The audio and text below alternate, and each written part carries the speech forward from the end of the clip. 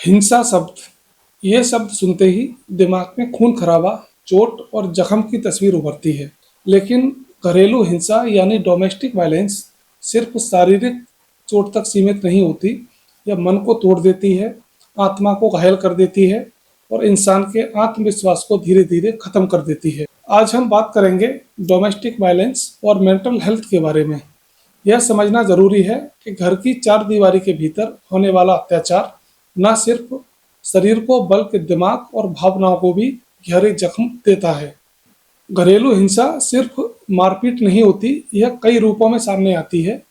सबसे पहले शारीरिक हिंसा, मारना, चोट पहुंचाना या फिर धक्का देना। मानसिक हिंसा की बात करें तो किसी का अपमान करना, गाली देना या फिर उसे डराना।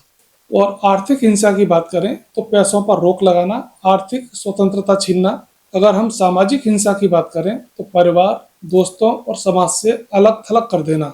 यानी घरेलू हिंसा का मतलब है कि किसी भी रूप में नियंत्रण, डर और अत्याचार थोपना। घरेलू हिंसा के शिकार व्यक्ति पर मानसिक असर बहुत ही गहरा होता है। यह असर दिखाई नहीं देता लेकिन आत्मा को तोड़ देता है। डिप्रेशन और एंजाइटी में बार बार अपमान और डर के कारण व्यक्ति अंदर ही अंदर टूटने लगता है। पीटीएसडी यानी पोस्ट ट्रॉमेटिक स्ट्रेस डिसऑर्डर होने पर हिंसा की यादें लंबे समय तक पीछा नहीं छोड़ती।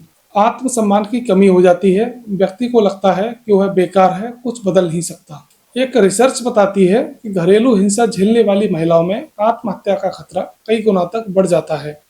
डब्ल्यूएचओ के अनुसार दुनिया की 3 में से 1 महिला किसी न किसी रूप में घरेलू हिंसा झेल चुकी है। भारत में नेशनल फैमिली हेल्थ सर्वे के आंकड़े बताते हैं कि करीब 30% विवाहित महिलाएं घरेलू हिंसा की शिकार हैं, लेकिन असली संख्या इससे कहीं बहुत ज़्यादा है, क्योंकि ज़्यादातर महिलाएं डर या समाज की वजह से चुप रहती हैं। एक अध्ययन के अनुसार घरेलू हिंसा झेलने वाली महिलाओं में डिप्रेशन 3 गुना और एंजाइटी 4 गुना ज़्यादा पाई जाती है। कैसे पहचाने कि कोई महिला या पुरुष घरेलू हिंसा के कारण मानसिक रूप से प्रभावित है? ऐसे व्यक्तियों में बार बार उदासी होना या फिर रोना, नींद न आना या फिर बहुत अधिक सोना, आत्मविश्वास में कमी होना, बार बार डर लगना, किसी से बात करने से बचना, खाने पीने की आदतों में बदलाव, साथ ही आत्महत्या जैसे विचार मन में बार बार आना। सोचिए, जब एक महिला बार बार सुने कि तुम बेकार हो, तुम्हारी कोई इज्जत नहीं, अगर घर छोड़ा तो जी नहीं पाओगी, तो उसके दिमाग पर क्या असर पड़ता होगा। वह सोचने लगती है शायद सचमुच वही गलत है। यही इमोशनल एब्यूज सबसे खतरनाक है, क्योंकि वह आत्मा को तोड़ देता है। आखिर महिलाएं चुप क्यों रहती हैं? उन्हें समाज का डर होता है कि लोग क्या कहेंगे। आर्थिक निर्भरता नहीं होती, पैसे और सुरक्षा की कमी महसूस करती हैं। बच्चों के भविष्य का डर होता है कि घर टूटने से बच्चों की जिंदगी बर्बाद हो जाएगी। प्यार और उम्मीद लगी रहती है कि शायद पार्टनर एक दिन बदल जाएगा। कानूनी और सामाजिक सहयोग की कमी रहती है। यही कारण है कि घरेलू हिंसा का चक्र चलता रहता है। लंबे समय तक हिंसा सहने से व्यक्ति का दिमाग लगातार स्ट्रेस मोड में रहता है। इससे ब्रेन के केमिकल्स यानी सेरोटोनिन और डोपामिन का संतुलन बिगड़ जाता है, जिसका नतीजा बार बार सिर दर्द, पेट दर्द, हार्मोनल इम्बैलेंस, दिल की बीमारी और डायबिटीज का खतरा बढ़ जाता है।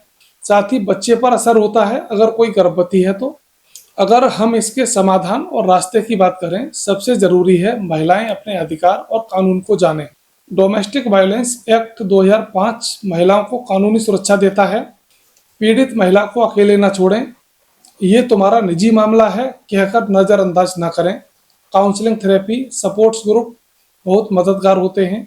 हेल्पलाइन और एनजीओ का सहारा लेना चाहिए। महिलाओं को आत्मनिर्भर बनने की ज़रूरत है। रोजगार, स्किल और शिक्षा से वह हिंसा का विरोध करने में सक्षम होती हैं। मेडिटेशन, योग और अपने लिए समय निकालना चाहिए। छोटे छोटे सपोर्टिव रिश्ते बनाने चाहिए।